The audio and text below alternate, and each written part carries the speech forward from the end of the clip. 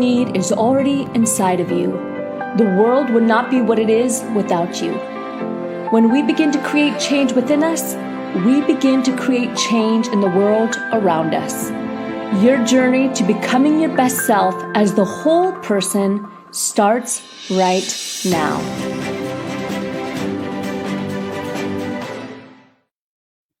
Hi, and welcome to the Rise Up For You podcast. I'm your host, Leanne DeSanto, and I'm honored to be with you today. And I'm also excited to be streaming to you live on our Rise Up For You Facebook page. And as always, our podcast can be found on all the major platforms. So don't forget to subscribe and like our Facebook page so you know when I'm going live and you can join in on the conversation. Now, as always, our podcast is here to serve you and stand alongside your journey to becoming your best self.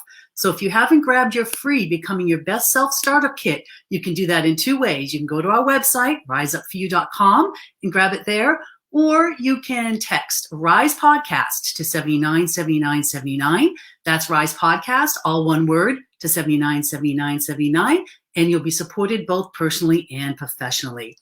Now, if you have ever had writer's block or wanted to write a book and just didn't know where to start, you are in the right place today. My guest is Rhonda Salvestrini, and she is a writing coach and ghostwriter, and she is on a mission to help writers kiss their stuck goodbye. Isn't that great?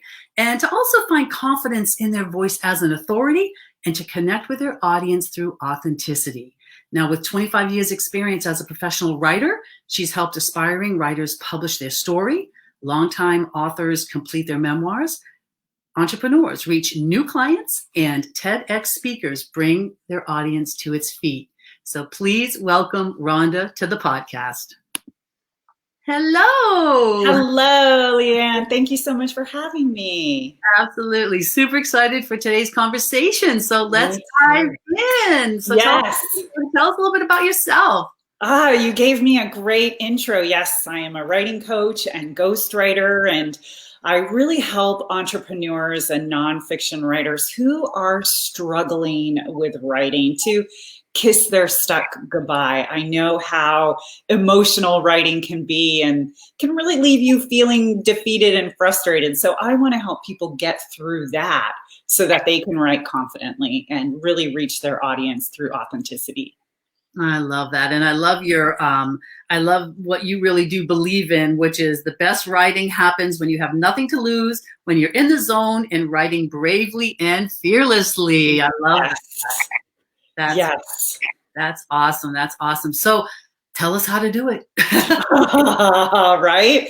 Well, I think we all get into our heads when it comes to writing. We don't know what topics to write about. We don't believe that we're writers. We just don't know where to start. So we're staring at a blank screen that's really kind of mocking us, and we just don't know what to do. So I work with a lot of clients who feel that way.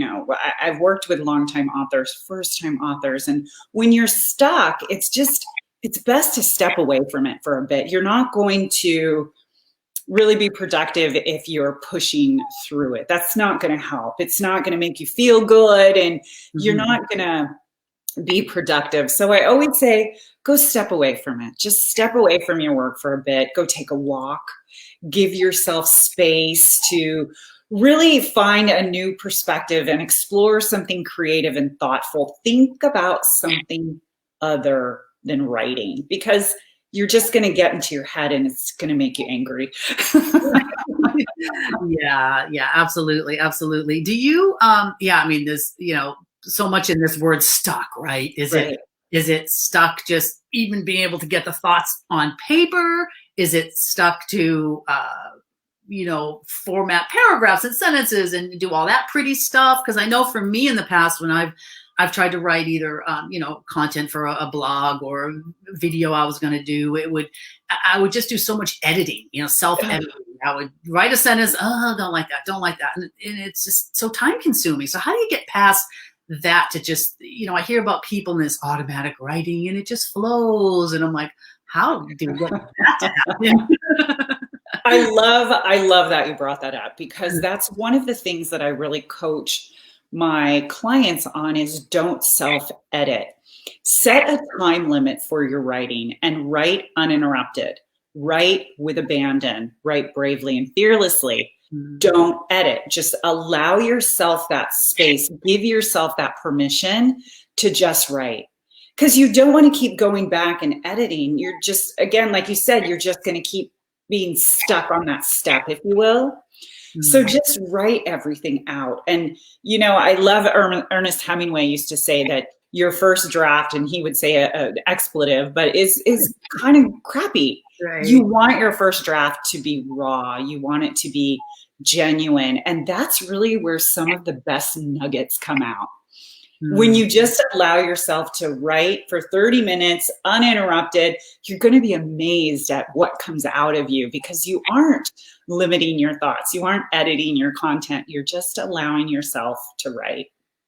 I love that. Yeah, I think that is a big issue for people, because it's perfection, right? We get into that spiral of it has to be perfect the first time. And like you said, so many authors write multiple versions and switch things around and move things around. So is there, I mean, I guess if, you know, talking about writing for different things, if we're talking about a book, is there basically like a format that you recommend that writers start with? So a book is it's a big project. A book is a big commitment. So I always walk my clients through, yes, a process. Let's start with your objective.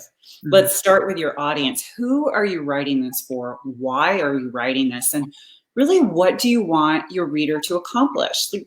What is the overall goal of your book? You want to have those clear in your head so you know why you're doing it. You don't want to just sit down and write a book. You want to be thoughtful and intentional about it. And once we get past that, which that's just, you know, scratching the surface of what we do, we work on an outline, because your outline is your roadmap. That's going to guide you along. And your outline won't be set in stone. It will give you a place to start. You will change it. You should be changing it multiple times. But like I said, it's a nice roadmap to allow you to start filling in the details you want to make sure you cover, so you're not missing those really important pieces of information that you want to give your audience. And that's what I love about an outline. And then when you want to start writing, when you're ready to start writing, you can start on different sections where you feel inspired based on your outline. So again, that's just a very quick overview of how I guide my clients through. But having an outline, understanding your objective, understanding why you want to write this really helps set the tone and really your mindset for writing your book. Yeah, absolutely. Now, does an outline look like chapters, or more like content you want to hit and then you kind of filter it into chapters later? I think it can be both. And I love that it can be chapters. It should be chapters. You know, what do we want to talk about here? So you maybe come up with your chapter title, or the title you think you want. Everything evolves with a book, which is so beautiful. It's this birthing, if you will. And then in between each chapter title is where you can start filling in your golden nuggets and really those high level pieces of information that you want to write about. Got it. Yeah, that makes sense. Now, is writing for a book and the outline and the foundation, like we're talking about, is that similar to, say, writing for a blog or writing for a video maybe that you want to do? You know, how do they differ? Absolutely. So I think that they are the same in a lot of ways. And sometimes people think that I can't write a book is just too much. But really, when you start with blogs, when you start with industry articles, all of those can transition into chapters for your book or places to start for your book. So you always want to understand the audience you're writing for. First and foremost, who am I writing this for?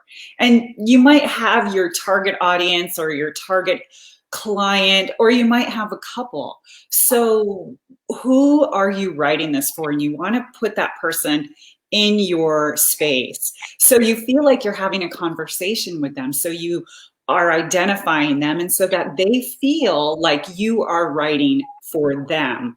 So I believe that they are very similar. A book is just going to have so much more information, because even in your blog, you want to have an objective.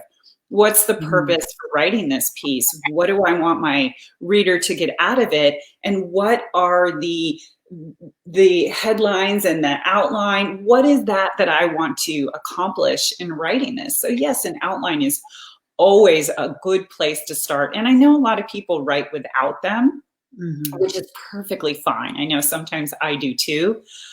I like having just a little bit of a roadmap, just to get your ideas down, to really understand how you're guiding your reader through your story. Yeah, I like to use the bullet point approach myself sometimes. And see, that's a little bit of your roadmap. A lot of people do that. A lot of my clients use the bullet points, and I think it's genius. You're giving yourself a roadmap, because if you think about it, you're really guiding your reader through your story. You're taking them on this journey. So how are you doing that? Where are they stopping for new information to transition through the story? Yeah. I also want to talk about formatting in a way, because I know when I read something and it's one big glob of a paragraph, or, it's just hard for the eye to follow, I like when it's broken up and there's bolded headlines, and, for me, it's just way simpler, right? So formatting, is there any strategy around that you share with your clients? I do, yes, especially when it comes to blog posts and industry articles. I mean, those can be very content dense, like you said, just one big paragraph, like a Virginia Woolf novel, just one big run-on sentence. Right. It's always great about every 100 to 100 words to break it up with imagery. Add a little video, add an image that complements the content and really guides the reader through the story on a different medium, if you will. Infographics are great. Something else to help digest that information, because we all learn differently. There are visual learners, there are auditory learners. So you want to make sure you're reaching your audience, kind of hitting all of those senses, if you will, at least a couple of them, so they're digesting your information. And again, not feeling like I have to expend all of this energy to read your content. You want to help them through a little bit with some imagery and break it up. Yeah. That for me makes just a huge difference, because I think, sometimes you can look at something and you just see, like you said, that big run-on sentence. It looks so like, no, forget it. Right, exactly, because it's going to take too much energy to get through this. It's like, no, just no. Well, we keep hearing that our attention is like that of a goldfish, right? So let's entertain our readers while we're informing them and educating them. Let's keep them entertained and engaged. Exactly. You got to get their attention in 7 seconds, or else exactly. Right. And it's true. It's very true. So you want to make sure that you are capturing them, and that they're not just reading your headline and moving on, that you're compelling them with your headline and inviting them into your story. Yeah. Love that.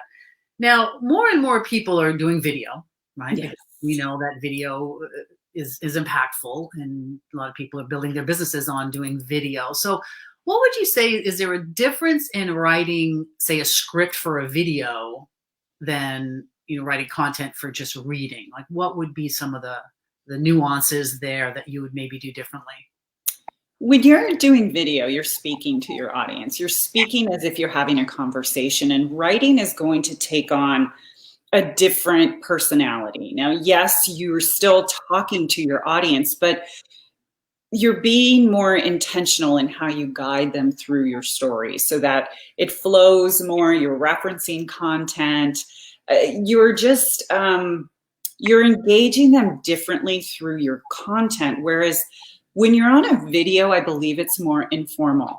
You can really show your personality, which is different than someone reading about your personality or reading about your expertise, if you will. Here, you can really demonstrate your expertise through your body language, verbally. Verbally is so different than context. content, excuse me. So yes, you want to have a script. Yes, you still want to have an outline as to what you're going to say in your video, but you also want to make sure you are allowing your audience to see your authentic self. So if you're feeling a little quirky that day, or if you're feeling a little more humorous that day, that your audience sees that, because people want to do business with companies they know, like, and trust. And so when you write content, you're really demonstrating your expertise, and you're really showcasing that expertise, and you're building a rapport with them. But when you do video, you're really connecting on a much more personal level. That's much more intimate, I guess you would say, because people can see you and hear your voice and get to know you differently than if they just read your content. Yeah, I agree. Because I think it's sometimes if you're too scripted, right? It's just like when you speak live. I know we haven't been doing that for a long time now, but when you're on a stage, you can tell when someone is maybe trying to follow that script in their head and the word, or the audience kind of feels that energy shift too. So it's having that information come through you more than, oh, I got to remember everything, like getting out of your head, right? And right. How do you do that? Because sometimes you want to get these certain points across, but if you're in your head the whole time, it's like the audience can feel that. Even on video too, the audience can kind of feel that. Sure. Oh, that's a great point. And video's hard.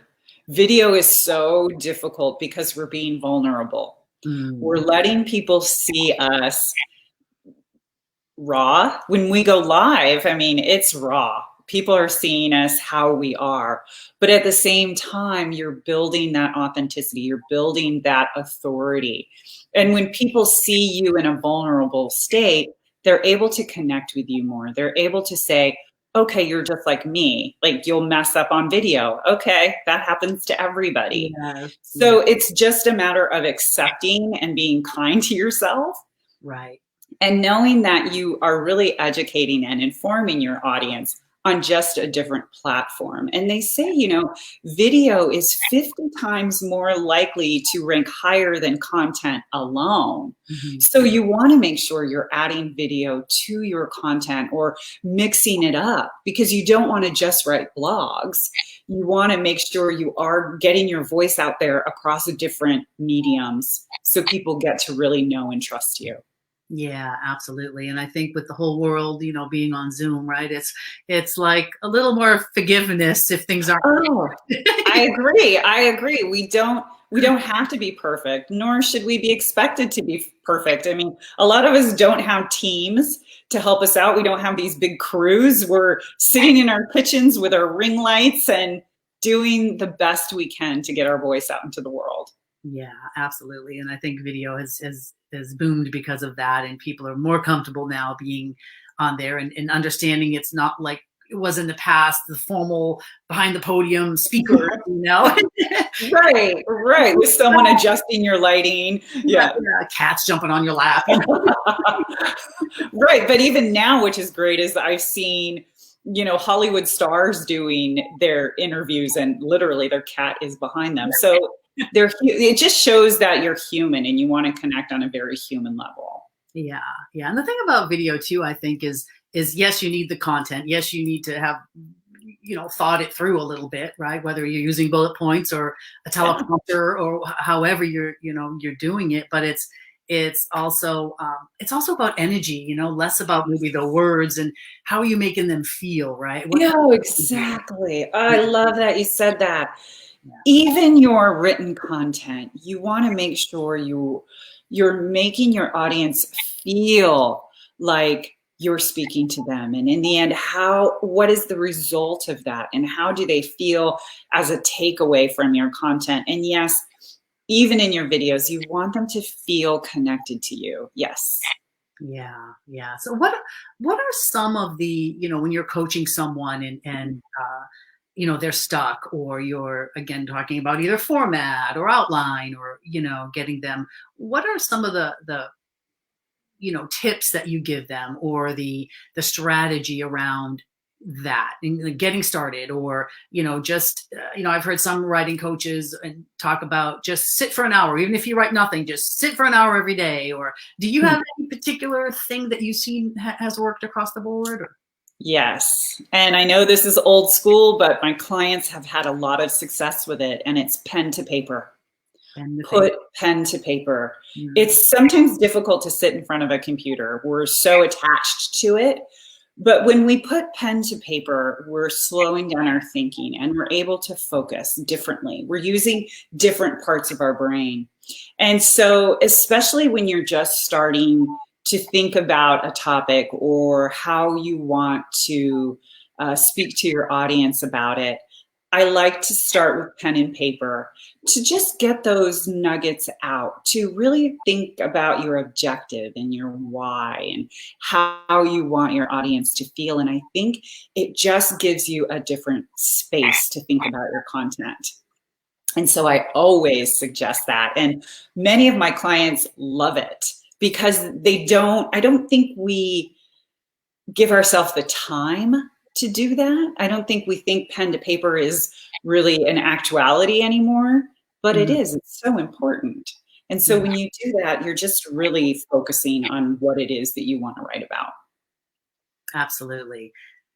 So when you say pen to paper, do you feel there's a difference? Because I do sometimes, that pen to paper and writing as opposed to typing on a keyboard. Absolutely. Mm-hmm. Yeah.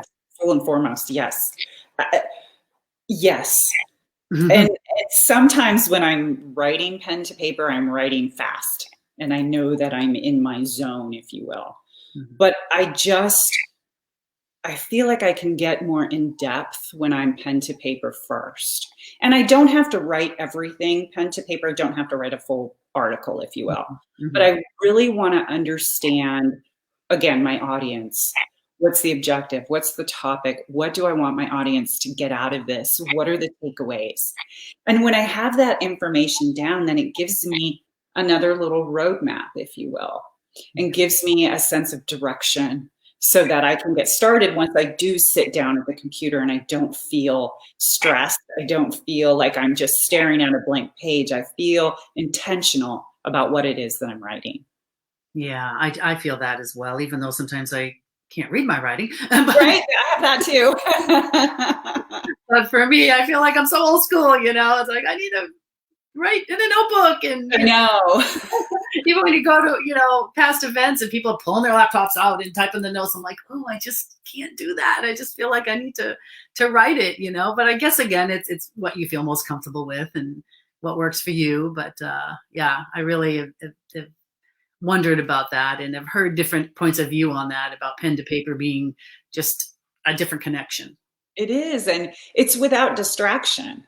If you think about it, you're sitting at your computer and you've got notifications coming up, you've got emails coming up. There are so many different things that distract your attention to your writing. But when you're sitting pen to paper, it's just your pen and your paper, and your phone might be going off, but it's not showing up in your face, right, like it does on your computer screen. Yeah, absolutely. Shut those notifications off. Right, but we can't. We're, that's just how we live, and it's okay. There's nothing wrong with that. Yeah. But starting off, I think, with pen to paper is just a different way to connect with your audience and to really give them the best that you can of your expertise. Yeah, absolutely, absolutely. Well, I love that. Thank you so much. Some great tips for people, whether it's writing for a blog, writing a book, for video, and how to really just get started. I love that. Pen to paper, don't edit, just write. Just really give yourself permission. Yeah. Be kind to yourself. Absolutely, absolutely. Well, I want to ask a couple power questions that we ask all our guests. So the first one is, what is one book that's had a massive impact on you? It has to be Blink by Malcolm Gladwell. I was introduced to him during grad school, and it really changed my perspective on how we come to conclusions. His whole idea of thin slicing, or, having very limited information to come to a conclusion that sometimes is our best decision, but also stepping back for a moment to understand the biases we put in place and really think of the context before jumping to a conclusion. And so that book made such an impact on how I approach decision making. It was fantastic. Nice. Yeah, I do love that book too. Awesome. Awesome. How about one quote that you live by? Yes. And this one I think applies to all of us. It's by Henry Ford, and it is one of my absolute favorites. And it's, whether you think you can or you think you can't, you're right. You're right. I know It's all mindset. So if we know and think and believe that we can be successful, then we will. Otherwise, we won't. Yeah, absolutely. Absolutely. We got to get out of that habit of the negative self-talk, right? Yes. We all have it. And We do. yeah, and just noticing it and trying to step away from it as much as you can. Our head garbage. Yes. Yeah, totally, totally. How about if you could leave the world with one final message, your golden nugget, what would it be? Be fearless. And this goes back to our head garbage. Don't let your insecurities hold you back. To live like no one is judging you. Boy, that does sound good, but Right. But again, we all get insecure. we all get it. Think we're being judged when really, who cares what people think? You know, people are thinking about themselves and you. So Exactly. And if they're judging you, that's their business. exactly. Absolutely. Absolutely. How can we find and support you? My website, please visit my website, rhondasalvestrini.com. There's a lot of great information there. I have videos and ways that I can help you along your writing journey. Nice, beautiful. And you also have your Kiss Your Stuck Goodbye call, right? I do, please. Yes. Feel free to schedule a Kiss Your Stuck Goodbye strategy call with me. And I would love to hear about your writing journey and how I can help you kiss that stuck goodbye. I love that. Yeah.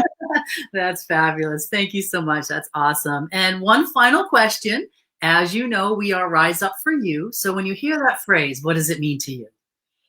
Rise up for you means to me having standards for yourself that are higher than anyone else's for you, and to keep pushing yourself to participate, but be accountable as well. Don't let yourself down, but also have some self-compassion. Treat yourself better than you would treat your best friend. I mean, we all know that we treat our friends sometimes better than ourselves. And know that you are on a fantastic journey. Keep learning, keep writing, but at the same time, keep a sense of humor about life. Love that. So true. We take everything way too serious. Oh, man. Right. Especially these days. Oh, boy. I know. We got to laugh a little and laugh at ourselves. And like you said, not, feel everyone's judging you and just be on your path and your journey and get your message out in the world, because that's what people need, People need your message. They're waiting to hear from you. They need your knowledge and expertise. Absolutely. Absolutely. Well, Rhonda, thank you so much. Thank you. Loved our conversation. I know it served our audience, and I just, again, honor you for the work that you're doing in the world and absolutely adore you. Thank you so much, Leanne. This was such a great honor. Absolutely. We'll see you soon. Okay. Bye-bye. Well, there you have it. Some great nuggets today. So pen to paper, just write. Don't edit. Know your what, your why you want to write. Why do you want to get content out there, right? So many great nuggets there. And so love Rhonda and the work she's doing in the world. And you, it's time to get your message out there. So whatever medium or way feels good for you, just do it. And don't worry about what anybody else thinks. Get your message out there. The world is waiting for you.